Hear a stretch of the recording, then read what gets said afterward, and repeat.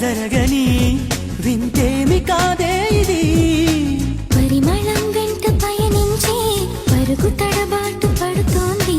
పరిణయం దాకా నడిపించే పరిచయం తోడు కోరింది. దూరం తలంచి ముహూర్తం ఇంకెప్పుడొస్తుంది. గుండెల్లో ఏముందో కళ్ళల్లో తెలుస్తుంది. పెదవుల్లో ఈ మౌనం నీ పేరే పిలుస్తోంది. నిలవదు కథ హృదయం నువ్వు ఎదురుగా నిలబడితే.